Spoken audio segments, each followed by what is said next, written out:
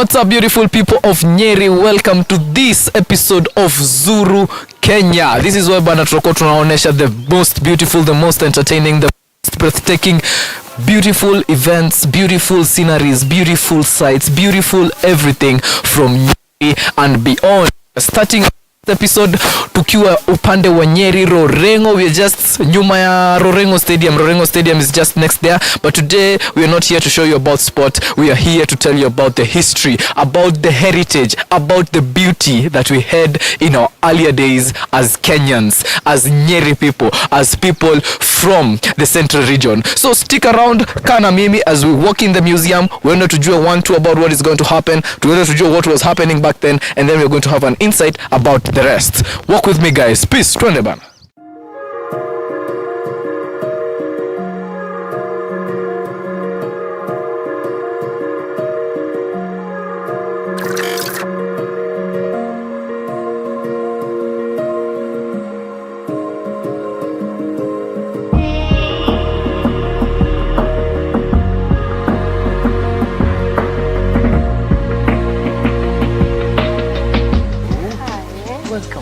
Show. Nice. So what's up, guys? Mazinda wa sisi tumekaa chini tena. We are about to hear from the brains behind the museums around our country. She's going to introduce herself. She's going to tell us her name. She's going to tell us what she does, and she's going to give us a brief history about this National Museum in Nyeri County, hapa Ruring'u. Karibu sana kwenye show. Start by telling us your name. Asante sana, na karibu sana pia wewe hapa Nyeri Museum. Tunapenda wageni. This is where heritage lives on. Yeah, so I'm Wambui Mwangi, the curator at Nyeri Museum. A curator is the person in charge of a certain museum or a region or a site. So those are the museum terms that we use. We don't have managers when it comes to museum, but we have curator, curatorial assistant. Yes. Nice. So, as the curator of the Nyeri National Museum, when did you start your journey here in these premises? I began my journey at the Nyeri Museum in the year 2022, March. That is when I got transferred from the coastal region, and that is now when I came here. So I've been here for roughly around 14-15 months. Nice. And how has the journey been since you came to Nyeri as compared to venye life ilikuwa back in the coast? Life in Nyeri is awesome. Actually, I missed this environment. I am born and raised from these slopes of Mount Kenya, precisely Kirinyaga. So Nyeri and Kirinyaga, as you know, on the climatical changes, they are brothers and sisters. So actually I feel home. This is the home of heroes and heroines, not just heroes, not just in the county level, but at the national level. So I feel home, I feel delighted. I'm away from the heat at the coastal region, so here I can just breathe and it feels good to be in this county of Mwalimu. Nice. So, apart from all that, what does this place has to offer for the public out there? Wow, the place is so rich in history. Nyeri Museum. Perhaps I can just give a brief history of the place. So when we mention Nyeri Museum, it can't be complete without mentioning the history of the place. Nyeri Museum, Nyeri National Museum, is managed by the National Museums of Kenya, and the National Museums of Kenya was established under the Act of 2006, whereby it's supposed to preserve, it's supposed to collect, preserve, and our history and our culture and heritage. Actually, the slogan for national museums all over it's usually where heritage lives on. So our heritage lives on and on and on. Yes, from our forefathers up to where we are. So Nyeri Museum it houses a national monument, and this national monument is a building that was built in the year 1924 that was used as a native law court, the only native law court that was there at that time in the colonial period. And as we know, when you go back to the 8 provinces, Nyeri used to be and up to now actually, it houses most of the regional government officials to cater for the other 5 counties, that is Nyandarua, Kirinyaga, Kiambu, some part of Kiambu, Nyandarua, Laikipia, yes. So the areas surrounding Mount Kenya. Yes, Nyeri is the mother. That's the regional. Most of the government offices are here. Most of the headquarters, you mean? Yes, most of the headquarters are here. So the same thing now with our building here that was built in the year 1924 and opened to the public in the year 1925. It was supposed to cater for cases, criminal cases and civil cases. The people around Ruring'u used to refer to the place as Kiama Hall. Oh, this is the Kiama Hall. I didn't know that. Yes, so when you visit here, some people up to date who are the older people, they still refer to these places Kiama Hall because it was a court. Generally, it was a court. The hall was a court. So okay, let me just cut you short. You have said that generally this place was a court in the 1920s. Yes. So, you want to mean you guys are 1 year short to get to a century in these standards of structure? Yes, and we feel delighted actually. So we are 99 years. Wow. And in the regime of Amogikoyo, 99 means a lot to him, to our Gikoyo and Mombi. So we feel so nice. I hope we'll be back here next year, same place, same time. You should actually call us for your birthday. It should be in March. Yes, it should be in March. Yes. So next year we are 100.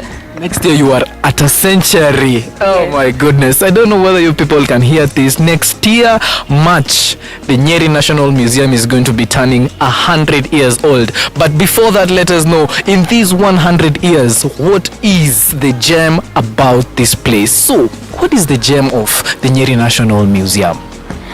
It's so interesting because it depicts the moment of how the judicial system used to be in the colonial era. Yes, in the colonial times, actually not like now. Remember when we used to have the administration for the white, every other person was a white apart from the chief. The chief was a black.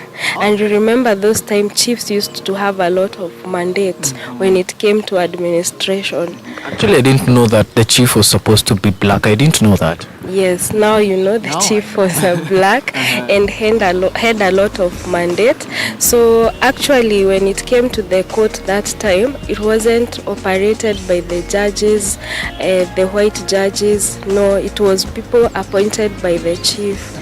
Like for example, here we had 2 of them who came from around here, but they had to have the knowledge on how to tackle cases. Yes. To procure the judgment. Now, this was back in the 1920s, right? Yes. You want to mean bado kulikuwa na vita ya ukoloni? Yes. And this place was still the court back then? Yes. Oh my goodness. So how did the African come to be the person who is judging the Mzungu? Like, according to the statement that you've given me, is that only chiefs were allowed to be the person giving out the judgment, right? How were they able to make it something above the Wazungus? How were they making it that adi Wazungu wanawasikiza? So in the colonial government, the Mzungu had given some powers to the chief. Because you remember now in the 1950-1952s, now when the Mau Mau War broke, remember the colonial government had to work hand in hand with some of the home guards. So a lot of powers had been delegated to the chief. Yes. So, and by that time, most of the cases that were being handled at this court were from the locality. Yes. So it was not something that was at Kenya wide, it was basically hapa to Nyeri. Not Nyeri. Remember, we referred to as Nyeri as the headquarters. So we used to have other cases from various other counties. So it was a court from within Mount Kenya region. Nice. And how were they, these cases? To some say like there has been a rape case in Kirinyaga. So how was it transitioning from Kirinyaga to this place back then, taking into consideration they didn't have communication, they didn't have the transport, they didn't have the phones, like, would you like just a brief history? Yeah, you remember our forefathers, or let me refer to them as our grandfathers and grandmothers. Remember, they used to trek, and like us for today, we've become so lazy because of the tuk-tuks, kuna boda boda, and all this. Kama fikisha Nyeri iko just a call away.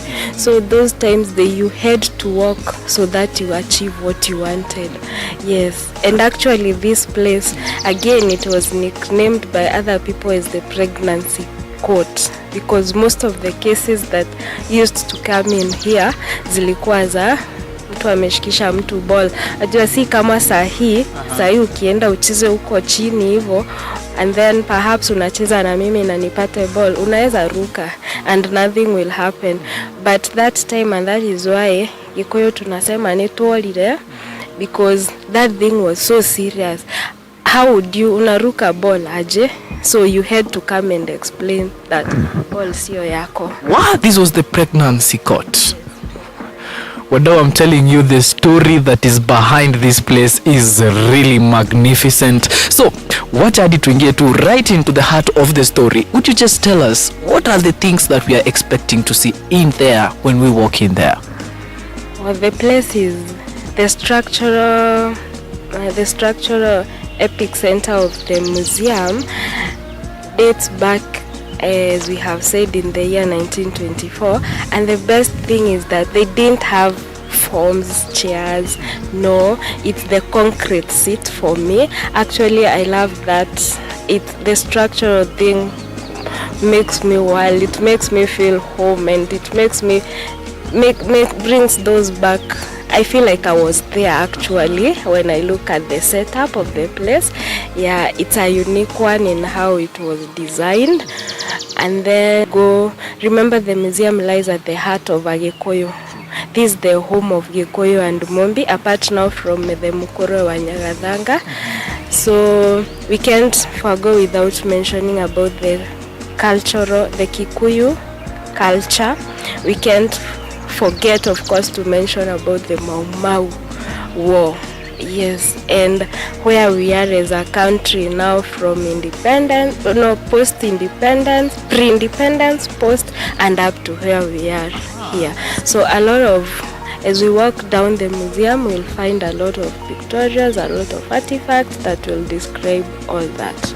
Nice. So unajua wadau, you're there asking yourselves that, when we walk in there, we are going to find a lot of artifacts, we're going to find a lot of tulieni bana. We are going to go in there, but before we do, parting shot yako, because I really want to make this interview as short as possible so that we go in there and show the people what they are missing out kama bado hujafika hapa. Yes, please, your parting shot so that we can go in there. Kama hujafika Nyeri National Museum and you're from Nyeri, you're missing a lot. Kindly pay a visit. We are open from 8 a.m. to 5 p.m. Monday to Friday, but on weekends we normally do bookings too. Yes, so mtu yote hajafika Nyeri National Museum, make an effort, karibu huku, tuko na mambo mazuri yenu. Sana right now tunaenda gushokia Ruring'u Nyeri, especially for us, the young generation. Kikuyu culture is so sweet actually. I have experienced the Swahili culture, and ours is sweeter than the Kiswahili one. Yes, karibuni Nyeri Museum, and asanteni sana kwa kututembelea. Now let me ask you, how much do you charge for somebody to come in here?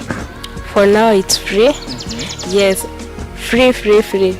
Like everything is free. Like free, nothing, unless you want to do some donations. We accept donations because we need some cash to do 1, 2, 3 and make this place best for you. Nice. Yes, we also have a ground for hire. You can look at the ground. They have so a green. Yes. And I like it. It's so serene, by the way. Yes, sasa wenye wako na karurashio, kaudhoni, kauhikivi. Sasa mkamdhuru Nyeri Museum tuko seti, tuko na hiyo ground tunaweza wapea na tunawasubiri sana actually. Nice. So guys, as you have heard, they have very, very, very beautiful space here. I can attest to that. And without further ado, wacheni tu tuingie huko ndani, and you have heard it is free. So if you're within the Nyeri locality na bado hujafika hapa mazee, you're missing out on a lot. I'm just going to show you what you're missing out on because it's really amazing. But for the meantime, be enjoying the green groceries. Before tuingie huko ndani, aende atupatie story. Twende sasa.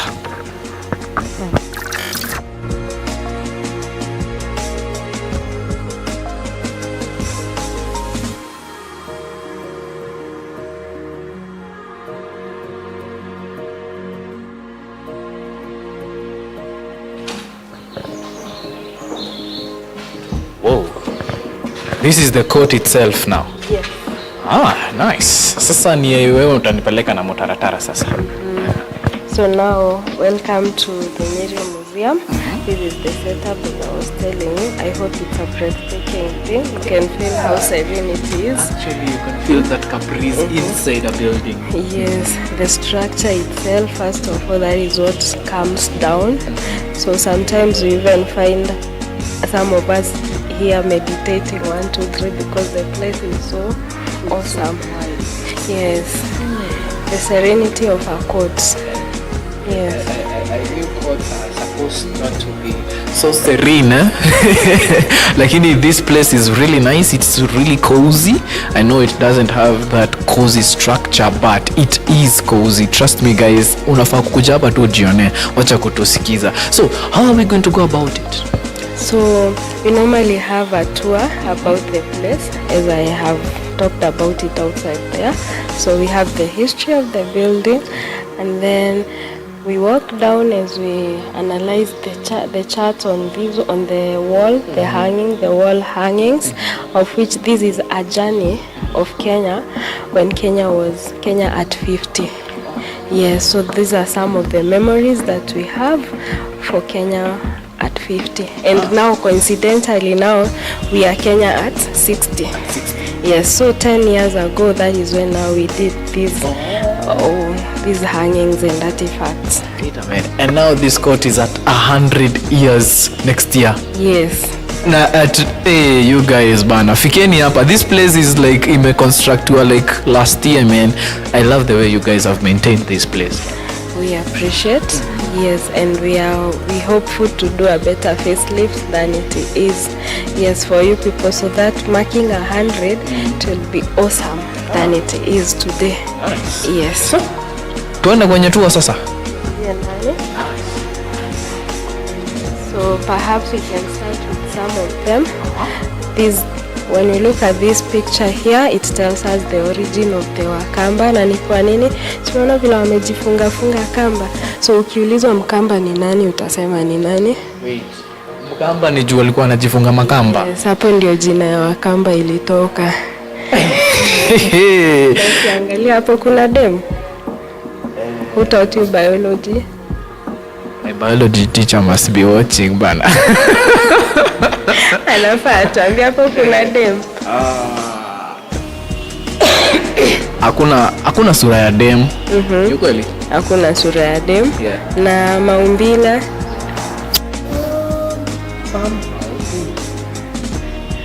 Why are you? Mbona una point hapo? Juni hapo tu kuna kaa dem. I'm wrong. Dem. When you look at them, unaona ameshika the spears. Mwanamke, it's a taboo mwanamke kwenda hunting. Yes, how? Why should I be hunting? What are you there for? Okay. Okay, it's a taboo for women to go out hunting. But siku hizi mnaitisha equal rights. Bana, as much as we want to be equal with you guys, we can't be. Thank you. Final, it is said you can't be. You can't be. Yes. Okay. So this was a photo of the Akambas back in the days. Yes. Oh my goodness. I'm going to put like some pictures on the screen as they are watching it. Utaona venye wamejifunga hizo makamba yenyewe. If this is where the jina Wakamba came from, now I understand. Na ilitoka, that photo was taken the year 1904. 1904. Yes. Hey, these guys had really nice photography skills if it was taken in 1904. They are hunters and gatherers. Unaona bado wameshika the spears as they were going hunting. Yes. Yes. Okay, let's continue moving. This is the maiden trip The maiden trip. yes, to Port Florence. Port Florence tukisoma ilikuwa exactly. Mimi na kama mwalimu wako wa history alikuwa sawa. Sikufanya history. Unachoma. But sikufanya history. Lakini this is the first train. Yes, to arrive in Kenya at Port Florence. You see how people ilipitia through the Savoman hunters and remember ilikuwa imejengwa na the Indians and some Europeans were working there. Wait, it was built by the Indians and the Europeans were the laborers. Yes, all of them used to be working in there, the Europeans and the Indians and also some other Africans. Yes. Nice. So hapa mahali iko sahi ilikuwa inapitia through the Savo man-eaters and remember most people their lives were lost in the man-eaters huko. Man-eaters. Savo, yes. That is where we have those wild animals that eat people. Oh, I thought it was like cannibalism, like people eat people. Okay. No. So kiangalia pale unaona vile ilipokelewa, so people are so excited. I believe ni kama vile pia sisi watu wa Nyeri sasa tukiletewa train isimame hapa tutakimbia sisi wote. Tutakimbia. Baadhi kunanga train inapitia Nyeri. Inapitia Chaka. Exactly. Yes. Yes. Let's go to the next one. Yes. So this one now, remember you've heard about, when we come to mention about Mau Mau, there are people we can't mention Mau Mau without having a mention of them. So like this one, he was referred to as General China. So we didn't only have one general, remember we had other generals. So General China is you've heard about him. Yes. Okay. So there was General China, there was General Madenge, there was of course the famous one known as General Kimathi.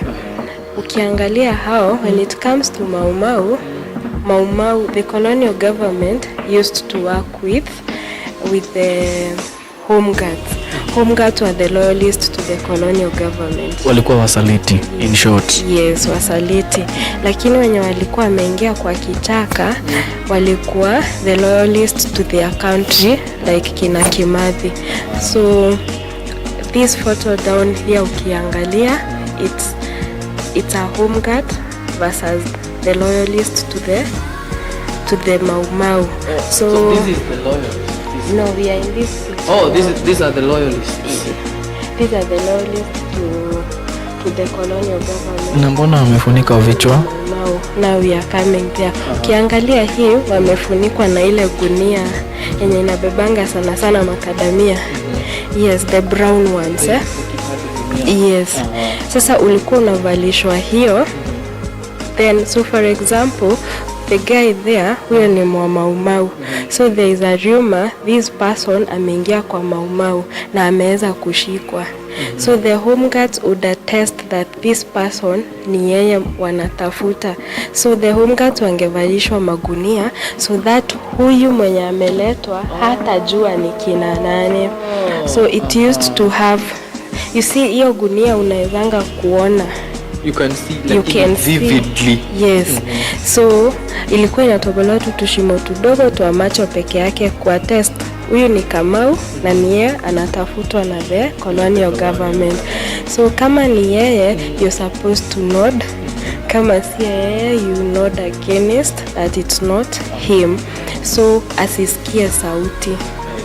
And as you can see, wako already na the rifles ziko ready, that ukijaribu kutoroka you are shot dead. Yes, so these are some of the things our forefathers and our Mau people went through in the forest. And who is this big guy? These ones are these some of them are also wanaitwa aje, the home guards. Yes, as they are manning around now the villages. Walikuwa wanakaa hivyo. Yes. They seem so serious. Let us walk to the next one. When it came to Mau, women and children were not involved in the war. So wanawake walikuwa wanabaki wapi? Kwa vijiji.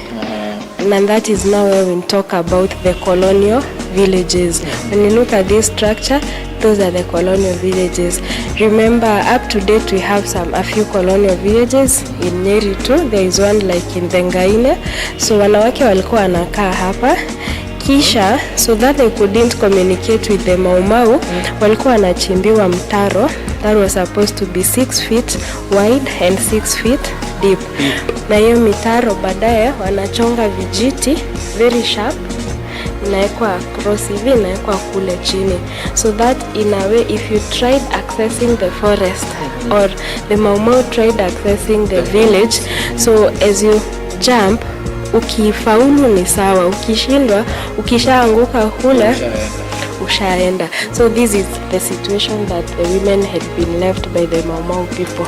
Wow. Yes. Now, how about that photo that is up there saying mwenegethaka geke angiaga kweneana kana aupore ngotaniro yake na Mau mbere ya mweri 10 July. Okay, what is that?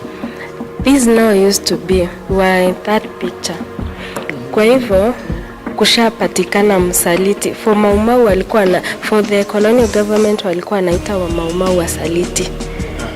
So ikijulikana ya kwamba, I'll continue using the word Kamau, ikijulikana Kamau ni Mau na the colonial government imejua, they used to come with a poster and place it around your shamba. Stories shamba. Yes, story ya mashamba Kikuyu kupenda shamba itaanza leo, so ya kitambo. So ilikuwa unakuja unaikuwa kimenyithia a poster like a notice that mwenye hivyo tu umesoma, mwenye hii shamba anafaa ajitokeze by tarehe kama hapa ni 10th July 1955. So if you not surrender yourself to the colonial government by that date, then now there comes the other one, githaka geke negethiu. Yes, so these are some of the lands that the colonial government acquired. Exactly. And then they were later rewarded to some of their home guards. Nice. Yes. Okay, let's go to the next one. These people look like the Kapenguria 6. Exactly. And as you can see, we have named them from the unique thing is the only unique person that you'd just know apart from our founding father Jomo Kenyatta is Paul Ngei. Paul Ngei was tall, and I think you can be able to spot him. Yes. This one. Look at his leg. Oh my goodness. Yes. As in, that guy is too big. Hadi miguu ilikuwa imetoka nje ya frame akipigwa picha. Yes, so those are the Kapenguria 6. Nice. Yes. Let's try and fasten up kidogo. So what is going on in this photo? That is the Kipande system. Remember the Kipande passbook? Do you have a sample of the Kipande backbook? Passbook. Yes, we have one. You have it there? Yes. Let me go grab it. Hold me the microphone. So what is going on in this photo? This is the introduction of the Kipande passbook. Remember the Kipande passbook, what it was about? Haungetoka Nyeri ukienda Laikipia kama hauna kitabu kama hii, ndio ilikuwa inaitwa the Kipande. Yes, and it's for the Gema, Kikuyu, Embu and Meru. And it had to be, naona haungepatikana na ya kama ukipatikana na male. Yes, the passbook. So ilikuwa na details zako, where you are going, what time, and unapitia wapi. So if you're going to Nairobi na useme unapitia Murang'a, alafu upitie njia ya Kirinyaga, that was criminal. Yes. Kitabu ikiandikwa via Murang'a, it has to be via Murang'a. If you want to go and see your girlfriends in Kirinyaga, you know, head to state it through Kirinyaga. It was that bad. Oh my. Yes. Wow. Now, just take me all over. Nipeleke sasa tu ukiniambianga what is going on which photo, what is happening on the other photo. This is where they started voting. This is the first vote line, right? Yes. Hivyo. So kuvote kama wani wa baba mimi ni wa anko. Ni example napeana by the way kwa kamera, msini judge. So mimi ni example. So mimi tuseme nilikuwa wa baba, kwanza nimegeuka nilikuwa wa baba.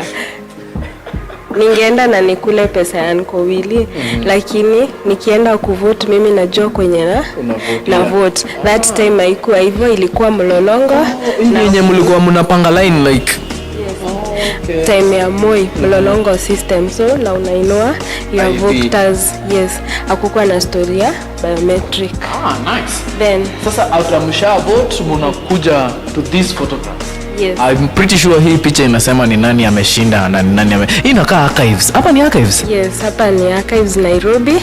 Nairobi haikuwa ya kila mtu. Si kama sasa ukiamka unasikia hasa unaenda Nairobi, haikuwa inaendwa na kila mtu. Ukiangalia hiyo kamati iko hapo ni civil servants. Unacheki ututunguo tulikuwa tunavaliwa na hawa watu. Tena ukiangalia these are highlights, wanaweza soma pale what was happening. So they are all literate. Yes, na ukiangalia pale Ngei ndiye alikuwa amewin na kabaiskeli. Baiskeli ilikuwa Benz hiyo time. Si kama sahi. Hiyo time ukiona baiskeli kuna depends. Yes, na ukiangalia kama huyu alikuwa ametoka East African Airways. Yes. Kwa hivyo si watu wachache. Civil servant alikuwa mtu wa heshima. Si hata ulikuwa unasikia mwalimu anaingia area, watu wananyamaza. So kwa attention. Watu washaona you have won. Now this is the swearing in process. Yes. Hakuna kwenda Kasarani. Hizo pesa zote hakuna. Economy your time was okay. Na yes, very simple. Na unaona the first lady alikuwa. This is the first lady. Oh my goodness. Na hii picha bado inatuambia how loyal Tomboya was. Unaona ni yeye alikuwa na yeye. Yes, Tomboya. And remember Tomboya ni yeye alikuwa ametumwa Lancaster. And yes, in the year 1960, lakini hakuweza kukuja nayo ikiwa imeandikwa, alikuja nayo by word of mouth. So in the year 1962 Kenyatta akatuma Moi tena. Yes. Sasa akuja na the region. So this is a celebration. And that is the Kalenjin. Why is it Kalenjin by the way? Wacha hivyo kufanya history. Juu Moi yako kwa government. Naangalia mavazi. Oh, juu amevaa leopard skin. Nice. Okay. Nice. Yes. And then wadau msini judge ni just don't worry. Kufanya history. Yeah. Arudishwe pesa. Nice. Huyu anakaa pop. No. Aje sasa pop anakuanga mweusi. As in hizi mavazi. Unachoma. Pop kunanga pop mweusi. Hii picha inatuonyesha interdenomination religions zenye tuko nazo. So kama hapa huyu kimwangalia anakaa seminarian wa Catholic, Hindu, anaweza kuwa bado Muislamu. Huyu sasa ni the other evangelist. Ndio Christianity. Then we can as without mentioning this, it was the change of our constitution from the 1962 and up to 2010 when we 27 August vile tulipata katiba mpya kupitia Kibaki. The late. Hapa niko gava ilianza kwenda chini hapa. Kabisa. Yes. So what is happening in this photo? So remember, it's about our heritage, honoring heroes and heroines. So this one is showcasing what our GSU normally do. Guza serikali uone vile kunaendanga. So like these are riots zinafanyika. You see how they normally corner people. In fact, these are the toughest people when it comes to men in uniform. Au ukisikia ameachiliwa unafaa kabula utoke your place vibaya sana. Now wait a minute, before we even get to the photo is talking about the post-election violence. That one I'm pretty sure, right? Is this lady, and what is she thinking about the constitution? This lady is known as Monica Wanjiko. She was so vibrant when it came to the constitutional forum when we were transiting from the 1962 constitution to the new. Yes, huyu shosho alikuwa anaonekana karibu kila mahali. Alikuwa yani katiba ilikuwa imeingia ndani yake. Lakini wait, this is the Wanjiko now? Yes. So ukisikia mtu anasema we are talking about Wanjiko, it's not just an ordinary Wanjiko. No, this is the actual. That is the actual Wanjiko. Yes, na hapa alikuwa Nakuru, walikuwa kwa maombi mambo za the constitutional reforms. So that is why nowadays politicians wanasema Wanjiko si mjinga, Wanjiko anataka hivi, Wanjiko. So this is now Wanjiko. The origin of the word Wanjiko is here. Monica Wanjiko. Nice. Yes. Okay, wadau kama bado hujafika hapa kuja uone venye Wanjiko alikuwa anakaa. Man, I'm telling you, you should be here. Tuendelee. Of course, this is JM Karaoke. Remember, this was a very vibrant person in the time of Kenyatta. Yes, and remember he was assassinated. Yes. And his remains were found in Ngong. Yeah, Ngong forest. Yes, and there is a mausoleum in the Ngong forest. There is a mausoleum. That is where he was buried. It's called a mausoleum. Yes. Wow. Yes. This is a place where you're going to learn a lot of things. Mausoleum is a place where somebody was buried. Yes, mtu alikuwa a hero or a heroine. Yes, like now Kibaki, they can decide to have. We can't refer to Kibaki as just an ordinary graveyard. Yes. No, it is tunasema inaitwa mausoleum. Siriam. Oh, wewe tuenyele wadau. Lakini ni sawa. What is going on in this other photograph? This one ilikuwa, when you look at we can identify another heroine from Nyeri County, Mama. Who is this? Exactly. This is Wangari Maathai. Wangari Maathai. So kulikuwa kumedetainiwa some political detainees. So they were demonstrating that they should be released. Among them was Koigi Wamwere. That is where you can see her mama. See, vile wanafanana. Yes, and again it has its own history about Wangari Maathai. Wangari ni ile time alikuwa mgonjwa, but despite being unwell, aliweza kupata kwenda demonstrate. Yes, it shows the resilience, yes, the resistance. Yes. Kenya ilikuwa ndani yake. This is Bishop Alexandra Muge. He was very powerful during the time of Moi and partly Kenyatta. Ni alikuanga kama sasa Bishop Muheria. You see now that's but he was shot on he was also assassinated politically. Ukiangalia there is also Musiemi. You know about him? No. He was Mutavia. He was also a religious leader during that time, and I think up to now. Pale ukiangalia kuna Ndingi Mwananziki. Mwananziki. Yes, and then huyu bado Alexandra. Hapa walikuwa ukiangalia vizuri around KICC. Yes. So it was something political they were going to attend. That is Matiba. You remember our history again can't be complete without Matiba. Yes. Hapa sasa nao ndio tuliweza kupata multi-party system. No, this is the multi-party system. In December 1991. Nice. Yes. Acha tusonge tukisongaka. Wende ukinioneshaga 1 2 1 2. You can't just pass it. Ukiangalia vizuri, it has its own history. It has the former 3 2 are dead. One has retired. Wow, the 3 presidents. 3 are dead actually from here. One is retired. Where is Moi? Oh, this is Moi Kibaki. Where is Moi Kibaki? Look closely uko. Oh, ndo waka kajicho kake. So the first, the second, the third, the fourth. The fourth, it kind of was being nurtured by the father, and you see his fruit beared. Yes. His efforts beared fruit. Yani this picture has the 4 presidents in one. Wadau. Najua mjaiona picha iko na the 4 presidents of Kenya in one. Just come to Nyeri National Museum and you're going to see it for free. Hiyo part msisahau, for free. Tuendelee.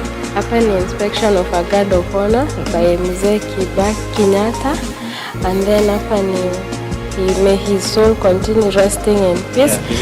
Yes, procession. Yes, and then this is the famous dance that. Do you know how Moi divorced Lena Moi? This is the famous dance that made Lena Moi get divorced by Moi because he refused to dance with the founding father, and from there akaambiwa hawezi naibisha. Alikataa kudance na Kenyatta. Kwa nini? This is the dance. I think it was because of her. How now do I dance with your boss? But Kenyatta had requested to just do a dance. Akakataa. Hapo ndio hiyo ilienda ikiendanga. Unaweza acha mtu je katika hiyo? Why not? Ala. Na nikienda nikibebwa. Wow. Okay. The rich heritage of the Nyeri people. Venye majani chai tuna. And remember, Espana is the major export that we have. It's not coffee? No. It's tea. Tea, yes. But they compete. But but sasa here, especially in Nyeri, this is now what is mainly grown here. Yes. Acha tusonge, naona kama pictures ziko almost kufika. Najua wadau mnataka kuona artifacts, tulieni tu kidogo. We are going to be getting there really soon. So when we talk about peaceful elections, I think people should just look at this pictorial and see how the 82 coup used to look like. Yes. So it's good when we have elections inakuwa peaceful to avoid some of these, and also to avoid a repeat of the 2007, 2008. Yes. Post-election violence. Come to this photo. We can see Moi akichoma tusks. Hapa poaching ilikuwa imeendelea sana in the country, and Moi vile aliweza kurecover hizi tusks za elephant, instead of aseme ziuzwe, Moi preferred achome akuwe an example to the entire country, because I believe if Moi allowed these things to be sold, I think ingeweza kuendelea, but for him aliona wacha ziende. This was too much money. So many, it's a mountain of millions. Yes. Up there we have a Ahmed. Ahmed is the oldest elephant that has ever lived, and it's at the Nairobi National Museum until to date. Yes, ukifika hapo, it's died at the age of 60 years. What? When you go to Nairobi Museum, this is what you normally see. The elephant that you normally see at the front, ndio huyu Ahmed hapo. Yes. Ahmed. And did you know that when a male elephant, the tusk outgrow and touches the ground, inaitangwa tusker baridi. Inaitwa tusker. Wait a minute.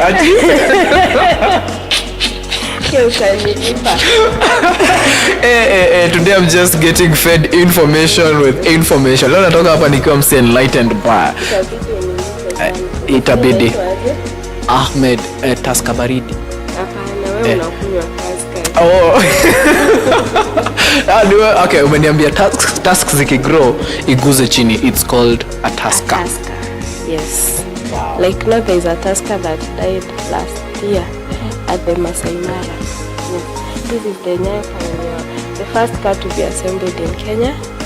Moi named it Nyayo Pioneer. Yes. Wow. I'm telling you guys, Kenya has so much potential. If the first car was pioneered in Kenya back in the what years?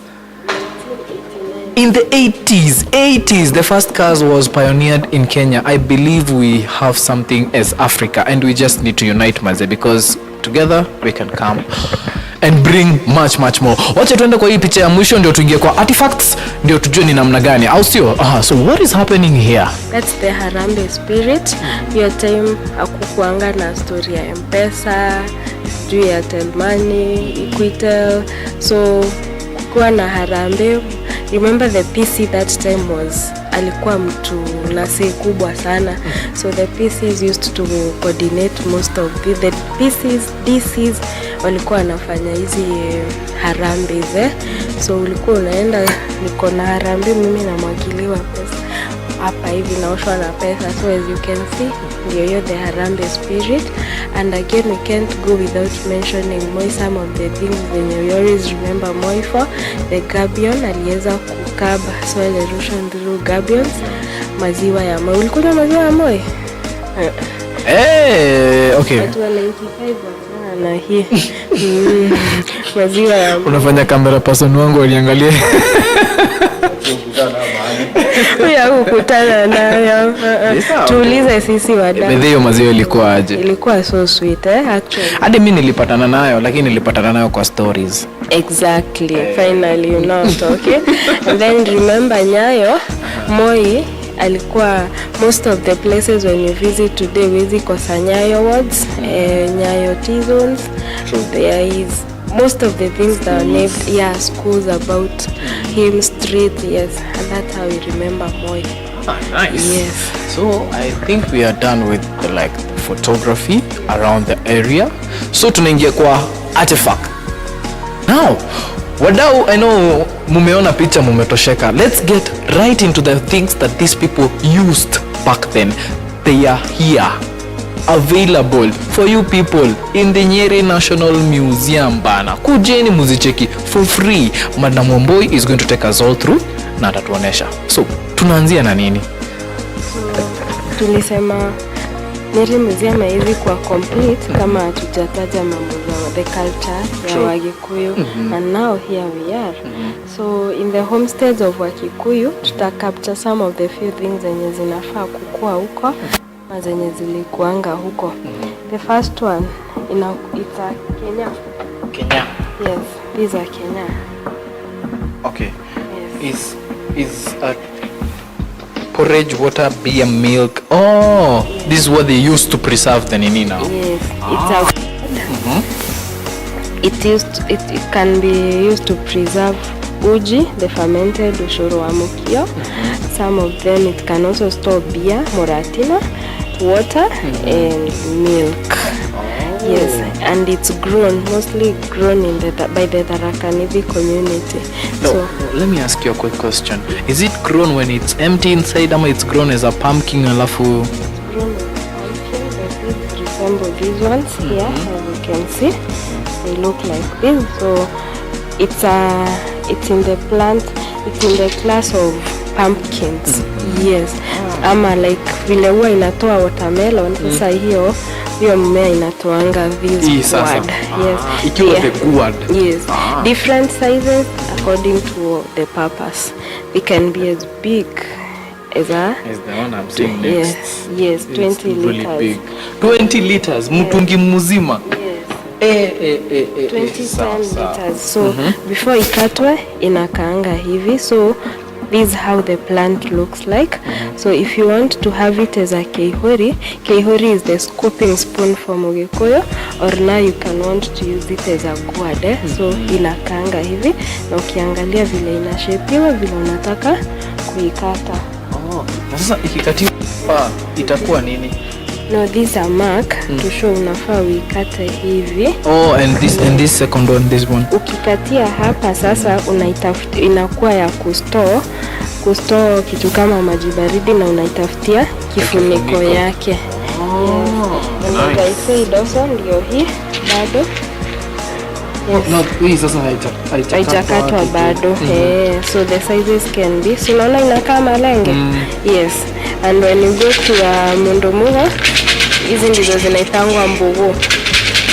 Hizi ndio mbugu. Ziko huko ndani. Wadau. We are here. Okay. Let me now start practicing it. Wacha turudishe. Nice. Then now, ikikatwa, there is the kaihuri. Kaihuri is the small one for drinking porridge. Ah. Yes. And then we have the kaihuri. Oops. Oh, kaihuri and kaihuri. Kaihuri is for food. So this is the serving dish for Agikuyu. Chakula inawekwa hapa, mnachota kutoka hapa. Okay, sasa hii ni hot pot ama ni plate? Ni dish. Ni dish. Yes. So chakula ikitoka kwa sufuria inawekwa hapa, mnakulia hapa. Ama mnachotewa hapa, kila mtu yake. Yes. So guys, as you can see, this is the plate for the earlier Mogekuyu, and these guys used to feed pan. Hii yote. Kula unaenda wapi? Taanza kula. Siwezi maliza hiyo. Wacha nisidanganye. Nice. Derena muge. Yes. Kinu. Ilikuwa inaitwa aje? No, kinu ni kale kadogo. I think it can also be a kinu. Ndio inafanya the same. Ile tu ya kusiaga unga. Nice. Yes. Nice. Okay. Twende Muratina. Hii na this one I know. This must be a Muratina. Yes. So the Muratina seed inakaanga hivi before kupasuliwa. This is a seed. Not the seed, the plant, the Muratina plant, sorry. Inakaanga hivi. So hii imeshrink because it has been here since 2018. Wow. Yes, that's why imeshrink. So when you want to prepare beer with it, unaikata katikati, inakaa hivi. And then hii haijatumika. Hii ukiangalia closely imetumika kidogo. Hii ndio haijatumika, inakaanga hivi. Hii nayo imetumika sana mpaka ika exhaust. Yes. So this is what now makes this is the keratina. It's known as keratina. Keratina. Yes, to make Muratina. Wow. Inakaanga sausage like Okay. Keratina. No, it is the half ama it is the used. This one. It's the keratina now. Yes, this one. Nice. Hey, okay. Oops, sorry. Then now after we have prepared the keratina, inatupea drink inaitwa Muratina. So Muratina in the Kikuyu, hii inafaa tatabu for women to use this one. Inatumikanga na wanaume peke yake. Na nikisema wanaume ni mwanaume, I will mention it like the Gikuyu. Mugikuyu hakuwa anaficha maneno, haitumiwi na kehe. Yes, it's used by Mudu amepitia the rite of passage as a man. And when you look at it, it resembles a man. And you should hold it facing the left. Kaiwake maka. Then we have dahi. This one, it's a dahi for kuchota pombe ya kuchotea. So mwanamke anaweza ekewa hapa, lakini haizi ekewa kwenye hii. Mbona hii haizi ekewa hapo na nini? Haizi. Okay. And how should you hold it? Should hold it facing the left. Why? Because you are a man. Is it true? Confirm. Okay, I don't.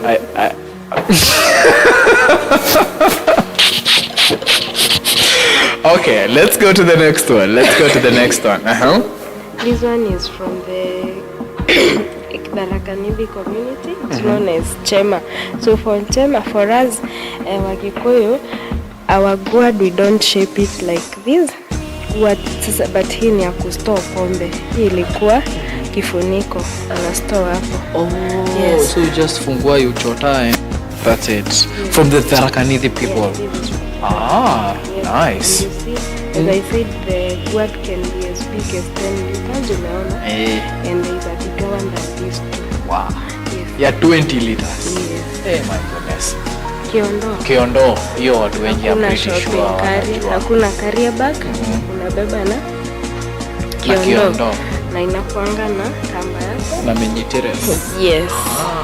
Yeah, my shosho used to take kiondo kahawa. Anapelekanga kahawa kwa factory na kiondo. Up to date. Wow, you're lucky to have your grandma. Yeah, just thank God. So, nayo hii ni mbake. Yes. And remember kuna mbake ya Mugikuyu na kuna mbake yenye imechanganywa. Kubel is not mbake. Yes. Oh, is kubel and then is mbake tobacco. What is kubel? Kubel iko interfered with it is manufactured. Yes, but bado kuna bado unatumia kusniff. Yes, but sio ya Mugikuyu, ya Ondoire. Ya Ondoire ni ile yenye imetoka kwa shamba inakaushwa. Yes. Hiyo sasa. Ile kali sasa. So ilikuwa inabebwa na hako kakitu. Hiyo ni ya kusto, na kama unataka kubeba unabebanga na kale kadogo. Yes, made from banana leaves. Aha. What do we have here? Here we have a kerere. Kerere is the Kikuyu traditional bed. Perhaps some of our forefathers must have used these ones. Na tukapata wazazi pia kupitia kerere kama hii. Yes, it's made from banana stems. It's called Makoto. Mashoya is the leaf. Yes. Yes. Nice. It's called kifare kerere.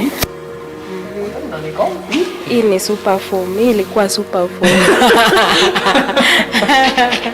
Hiyo ndio super foam ya back in the days. Aha. Jongwa ya muthe kihejo. There is a jongwa and there is a Murumba. Ama geturwa. Murumba is this one. Yes. With the 4 legs. Yes. Murumba has 4 legs. Jongwa has 3 legs. Murumba is for the ladies.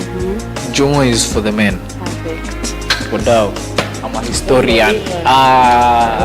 Inawaambia bana hii maneno. Wakikuyu wakidance, these are some of the accessories wanatumianga. Unajifunga around the waistline to bring, yes, vira. Oh, wow. The Kibata dance. What about Kibata dance? And you are just doing like, okay, and then it goes all over. Decoration, dance. Oh, zenye mnavaa kwa shingo. Then we have the jingles. Oh, easy. The jingles wadau. Alafu uji ilikuwa kuna kwenda kwa pusha mill. Mnatumia. Oh, sorry. Hakuna kwenda pusha mill. Kwa hivyo ulikuwa unatumia Sasa sasa unaweka mahindi yako, unaweka jahe yako, unaweka nini sana ilikuwa mahindi ya kutengeneza uji. And it was ulikuwa unaekea hapa, so every try pale chini unga inatokea hapo hivyo ya kupika ushoro wa mukio. Nice. Ushoro wa mukio. Yes.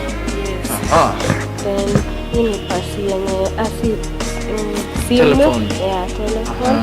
Ilikuwa imeharibika for now. But ni yenye ulikuwa una ndio hiyo. These are the kinandas. The kinanda for that time. Wait a minute. But they used to be in different versions. Like now, see, we have kama ya when you compare a Samsung and a Samsung and a Hisense, they have different mix. Yes. The same thing. So we used to have this one. Kuna ingine ilikuwa inawekwa kisahani. Nimecheki kinanda. Alafu unaekelea kamsumari. Nimecheki hiyo. Ndio ni dire kinanda. Ndio ndio kinanda. Hiki ndio kinanda. Nice. The next guy sleeping on him is the Wandende. Exactly. That one I know. And hii kitu inatoanga sauti aje? That's why tunasemanga when you come to the museum you don't hold on anything. Hii iliguzwa na watu ikatokana. So it played zinachezangwa hivi, but now we have improvised this one because ilishikwa ikaharibika hapa. Yes, it used to play some good music for people who know how to use it. Hii tulikuwa tunaiona na Karwembo, yes, Karwembo movie, yes. So guys, please, even when you walk into the museum, bana, these are artifacts, these are things that have history. Please handle with care, and if you're not confident, just leave it. Achana tu nayo. So, what do we have next? If you remember, we talked about Mau Wakishikwa, where they used to go to the detention camp. Yes. Huko hakuwa anaenda kukula ama kulala peke yake. They used to go and do hard labor. We have the bricks from Aguthi Works Camp. That is the Kangobiri. And Kangobiri, remember, it was Kango. Yes. A prison can go free. Yes. So mzungu yeye Mkikuyu alisikia Kangobiri lakini alikuwa ameambiwa can go free now. Can go free. Can go free. So when they went there, they used to make those bricks, and some of them also, these were some of the works walikuwa wanafanya. This is not clay. No, that's iron ore. Oh God. Yes. Hii unaona msiba wa kushika artifact ilishikwa ikaanguka ikavunjika. So the ore ilikuwa inawekwa hapa. Kwa inaweka hapa. Inachoma, mnaipitishia juu ya moto, so inatoka ikiwa juu. This is the iron ore now. No, this is iron. Hii ni chuma. Yes, the iron ore. Kusoma history. Sikufanya, lakini geography nilifanya. What do you know about rocks? That this one was used to create iron ore. Iron ore. Oh, iron ore. O-R-E. Wewe tutaendea skufi yako ya mwalimu wa English. Hoping amesikia ya. Iron box kalikuwa kama haka. Kwa unaekelea kwa moto. Then una imagine ikuwa na shati ya white. Alafu kapata ile kama kaa. So unaekelea kwa moto inapata joto. No, this is nini of this. Hii imetengenezwa kutoka hapa. A product of that. Yes. Yeah, these are iron box.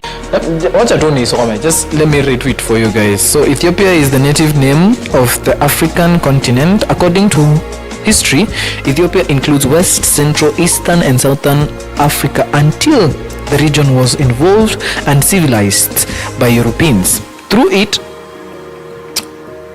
though it has been neglected in Ali. All that while, a text by GS ni? Okay. And DA. Okay. GS Were and DA Wilson, East Africa through 1,000 years. ISBN any some business number or something 0237288737 on page 24. A 15th century Portuguese map of Africa paves way to the existing history. Positive addition information is welcome. Natural Gikoyo art guy. Wow. Yani Africa ilikuwa inaitwa Ethiopia kitambo. Yes, until it changed the name by the Europeans. Yes. We did a portrait of our outgoing. He's already went. He already went president out. Nice. We have Margaret Kenyatta. Donated. These are all the speeches that she made ever since she became the first lady. So for the 10 years. Speeches. Yes, for the 10 years. Tutakuja usome speeches zake hapa zote. Wow. The remarkably yenye alikuwa sana na nini ni ya the Beyond Zero campaign. Nice. Yes. That's a good job. That's a nice thing, Madam President. Madam Vice. Okay. Former First Lady. Yes. These are the laws of Kenya in 1948. Those who are interested in reading about law during 1948, iko hapa. And they can come read it wakiwa wamekaa kwa hizi viti. Exactly. For all the wacha nichukue kidogo, naweza ichukua, right? For all the law lovers, it's not a big book. you can come enjoy it in the serenity of this court as you're leading about the laws that were in the 1948s. Please find your way hapa bana, na kuingia ni free, ukuje upate venye history ilianza, venye malaws zilikuwa zinafanywa. It's not such a big book. Watu wa law wanapenda vitabu kubwa kuliko hizi. Twende next. This is all about that. Natural talents for the nice. young ones. So this crocodile was done by one of a student here. We used to have an arts club, yes, of which we are in the process of reviving it. Yeah. I was to ask you whether it's still there. Yes. Huu ni mchongo na umechongwa na mtu mdogo sana. Yes. Akatutengenezea crocodile. Yes. Nice. Na hii nao ni kifaru pia. This was also art. Imetengenezwa, hizi ni newspapers, old newspapers. Yes, these are old newspapers. Zikatutengenezea kifaru. Wow. Yes. Hey, whoever did this was genius. Yes. Na bano, the eyes is bano. Wow. Na tuchuma tu kidogo. Wadau, I'm telling you, the level of brilliance in Nyeri, you just need to see it bana. Wow. A full rhino from newspapers. Tusonge mbele. Boom. So, what is next after the rhino? We now have the shield. Remember, war, the British war was not complete without, the Mau Mau wasn't complete without the war in the forest. So, hii ilikuwa inatumiwa na mkoloni. Yes. Oh, this is not what they used as the shield. Yes, this was the shield. Nice. And then this was the helmet. Na hii ni ya hii ni ya mzungu, made of fiber. Na hii ilikuwa ya Mwafrika, very soft. Kwa hivyo ukoloni mambo leo si leo tu, it was in the ancient times. Yes. Can I wear like all of them and I look like a mzungu? Yes, kindly just hold on. And then here we have the replicas of the guns. A gun. That were being used at that time. So these are replicas of some of the guns that were being used during that ancient time. So they used to just push. Yes. These are replica. Okay, it's a replica. Lakini ni homemade. Yes, it's a homemade gun. Nice. And then you see the battery. Let me hold for you this one. Hey, hadi iko hadi na kamba. Yes. Kubeba. As you move around the forest. Kuingia kwa kitu. Nishikie mic. Good. So guys, as you can see, I officially went to hapana, mimi ni Mwafrika. Mimi ni Mwafrika bwana. I'm African. Lakini sasa si wazungu ndio walikuwa watumia shield. But you see, these ones zilikuwa zinapewa mpaka home guards. Oh, yes. So they can like I just want to give the people how these guys were looking. Vile mlikuwa mmeweka kwa kichaka. Nakwambia hiyo vita tulipigana haikuwa jokes. Hadi nakumbuka venye ni juzi tu chane na hiyo story tutakasirika. So guys, this is how they officially looked when they were in war. This was given to the home guards, I'm pretty sure, right? Yeah. But the other one, the one that she's holding, was for the mzungu. But hiyo ni ya wazungu. Me, I'm for the home guard. They used to have self-made guns, like Janishka Zuru, so that you guys can see. Oh, sorry. This was a homemade gun, and I would really want to know how it used to work. Do you have a clue? Yes. It wasn't this one. So rifles zilikuwa zinafloia hapa. So they would put the rifles here and then this was the cock. Yes, you cock it from here. And then it just fires. Yes. Wow. Where the shot from Purple Juice. From here. Wow. Yes. And then when this shot is fired at you, oops. Okay, I'm not a person who is good at war. When this shot is fired at you, you just shield yourself. You get what I mean? Oops, and the gun is off. Yes. want a new one. Wadau, wacha nisivai hizi vitu tena. They feel really heavy on me right now. Yeah. And that's money. And that's so much money. Let me look for money first. Kindly. We cut kwanza bana, tutoe hizi manguo. Tu nizitoe tu live. Lazima nirudishe hii gun yenye ilikuwa. Like that. Nisharudisha iko sawa. The shield. I just hope there's no World War III because these things are heavy and they are uncomfortable.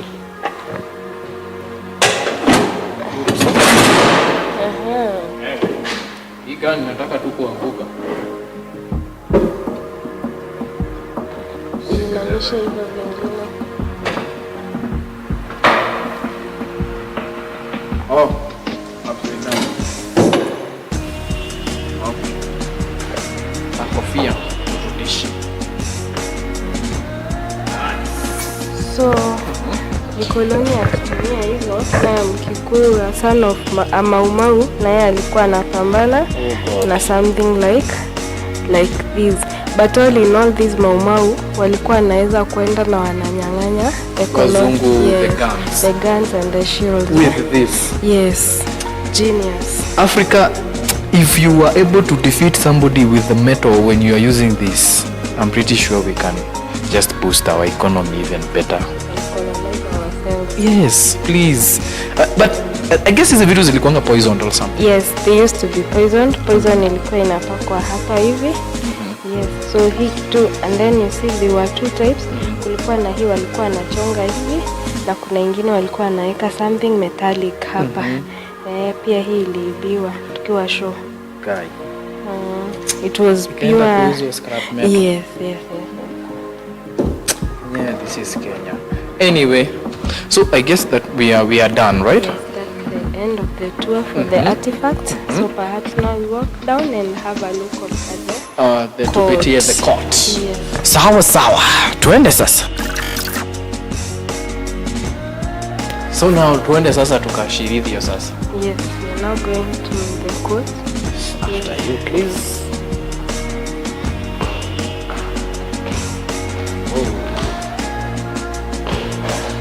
Nice. This is the court now. Yes, this is the court.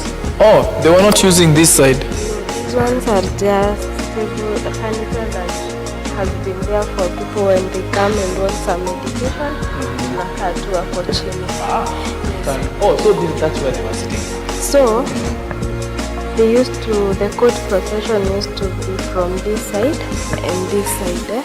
So that was the entrance to the court, and it's where the accused. So Wambui has been accused. No, I'm Kamau. Okay. Kamau now has been accused of impregnating, of pregnancy, like 4 or 3 cases. So I'll stand here, and then we have the accused, wenye wamemuleta, the accused person, wenye wamemuleta, and then the accusees. The accusee and the accused. Sindio? Nani? The prosecutor? Inakuanga defender ama inakuanga mwenye mhukumu na mhukumiwa. Yes.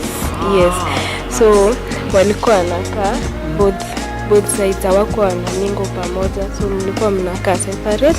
And then on the second seat from on my left, hapo kulikuwa na Githathi. Githathi it was a kind of a thing that was made from the animal skin. Ilikuwa inatumika kama Bible. Mugikuyu hakuwa anatumia Bible for swearing in, alikuwa anatumia the Githathi. So Kamau, I have nimeaccusiwa but I'm innocent, or I could be either innocent until I'm proved guilty. So if I'm innocent, I'll go and tap the Githathi, the second seat ilikuanga hapo. So you hold the Githathi and say that mimi Kamau, hiyo yenye naambiwa ni uongo. But now if I was guilty and I have ni Muma, it was ulikuwa unakunywa muma, it was taking an oath. So kama ni mkweli I'm guilty na nimeshika hiyo kitu na nimedanganya, it was a lie. Hiyo kitu haingenikula mimi peke yangu, ilikuwa inakula the entire family, and that is why alikuwa anakubalishwa kukuja na familia yake, ili kama akiambiwa Kamau utaleta ng'ombe 5, mbuzi 5 na hana pesa, watoto wenye wamekuja nao watasikia na watamwambia usisikie ugumu, tutakulipia lakini useme ukwe. And that is why sometimes you find we have families, they are just dying because of some diseases na hawajui ni gani. Some might zinaweza kuwa zilitoka place kama hii, kunywa muma. Yes, na ndio bado inaitangwa kuringa thenge. You've heard about kuringa thenge? Kuringa thenge you swear. Kuringa thenge you swear. Yes, there is a song by Kamaru, go and tafuta about kuringa thenge. So you sing for us a little bit. Kumanda kohera no keringa thenge wa mokone mondonge ona pavirete ugathie Mombasa kurugia mwaka nonge. Exactly, yes. So Pekidhathi, yes. So kuringa thenge was taking the oath. Yes. Then when you look pale, the arrangement of the seat, you can just walk down there. So you can the hierarchy. So the higher it is raised, the higher the hierarchy. Yes. So perhaps the judge was